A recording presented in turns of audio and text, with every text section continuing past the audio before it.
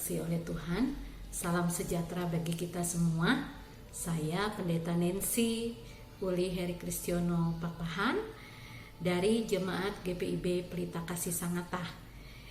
Kita akan masuk dalam pembacaan firman Tuhan, namun sebelumnya mari kita berdoa. Terpujilah Engkau Allah yang senantiasa hadir dan menemani kami dari mulai kami terbangun di pagi hari hingga malam menjemput. Tak sedikit pun rancangan-Mu yang berlalu dari kehidupan kami. Semua rancangan kebaikan dan damai sejahtera. Kini malam semakin larut, kami hendak bersyukur dan memaknai kehidupan yang Kau berikan hari ini. Mari Tuhan, melalui firman-Mu dan urapan Roh Kudus-Mu, kami hendak merenungkan firman-Mu. Bersabdalah, sebab kami sudah siap untuk mendengar. Dalam nama Tuhan Yesus, amin.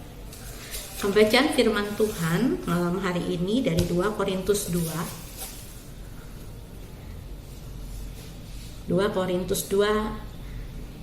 ayat 5-11. Demikian.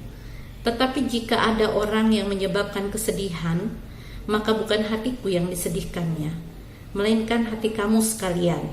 Atau sekurang-kurangnya, supaya jangan aku melebih-lebihkan hati beberapa orang di antara kamu.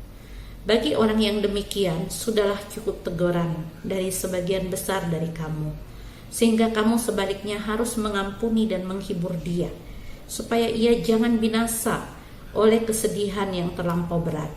Sebab itu aku menasihatkan kamu, supaya kamu sungguh-sungguh mengasihi dia. Sebab justru itulah maksudnya aku menulis surat kepada kamu, yaitu untuk menguji kamu. Apakah kamu taat dalam segala sesuatu? Sebab barang siapa yang kamu ampuni kesalahannya, aku mengampuninya juga. Sebab jika aku mengampuni, seandainya ada yang harus kuampuni, maka hal itu kubuat oleh karena kamu di hadapan Kristus, supaya iblis jangan beroleh keuntungan atas kita, sebab kita tahu apa maksudnya. Demikian firman Tuhan. Yang berbahagia adalah orang yang membaca dan merenungkan firman Tuhan. Bapak Ibu yang dikasihi oleh Tuhan, dalam perjalanan pelayanan Rasul Paulus di Korintus, tidak sedikit tantangan yang ia hadapi. Dalam bacaan kita ini tampak ada orang yang telah menyerang Rasul Paulus dan ajarannya. Jemaat di Korintus secara terbuka telah melihat kekeliruan dalam kata-kata orang tersebut. Namun Paulus mendorong agar jemaat Korintus mengampuni orang tersebut. Rasul Paulus mengatakan di ayat 6, sudah cukup teguran dari sebagian besar kamu. Sekarang ampuni dan hibur dia. Jangan dia binasa oleh kesedihan dan rasa bersalah. Tuntunlah dia kembali dalam kasih. Jadi Bapak Ibu, dari bacaan ini kita belajar. Pertama, ketika ada orang yang melakukan kesalahan, jangan kita melebih-lebihkan segala sesuatu. Kita harus sadar nobody perfect. Tidak ada manusia yang sempurna. Pasti pernah melakukan kesalahan. Yang kedua, setiap orang membutuhkan kesempatan untuk memperbaiki diri dari kesalahan.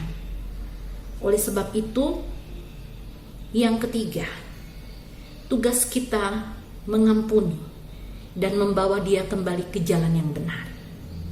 Dari firman Tuhan ini juga kita belajar bahwa pengampunan adalah bentuk ketaatan kita pada Allah, bentuk kasih kita kepada sesama, bentuk kesadaran bahwa kita juga orang berdosa dan butuh kesempatan dan pengampunan dari orang lain.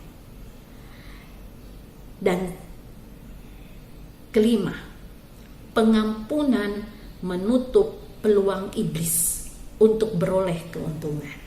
Jadi jangan kasih kesempatan pada iblis.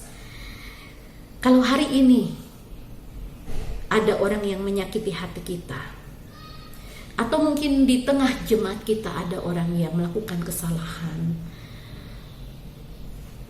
ada juga di tengah keluarga kita, ada keluarga kita yang melakukan kesalahan dan membuat kita kecewa, ingat firman Tuhan ini. Kita dipanggil untuk tetap mengasihi mereka. dan membawa mereka kembali ke jalan yang benar. Jangan biarkan amarah, kebencian, dan penderitaan karena sakit hati menguasai kita. Justru ingatlah, kita telah beroleh kasih karunia dan pengampunan dari Allah. Maka kita juga harus melakukan apa yang dilakukan oleh Allah kepada kita.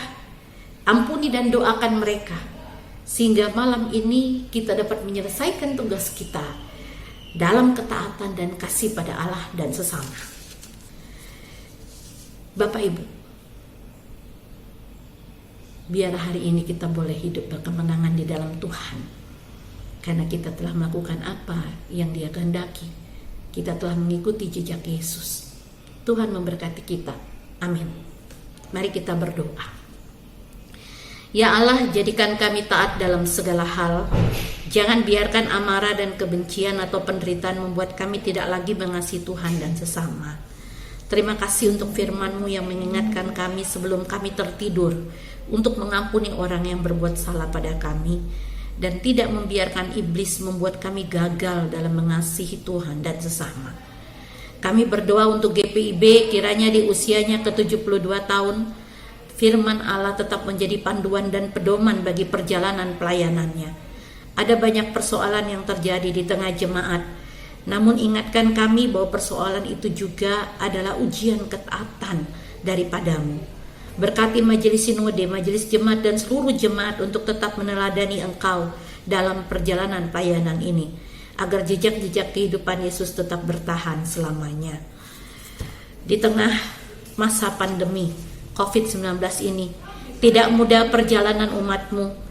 Kiranya tetap jaga keluar masuk umat-Mu ya Tuhan, sehingga kami tetap dalam keadaan sehat dan terlindung aman dalam lindungan-Mu. Kami mengingat yang sakit, kiranya Engkau sembuhkan.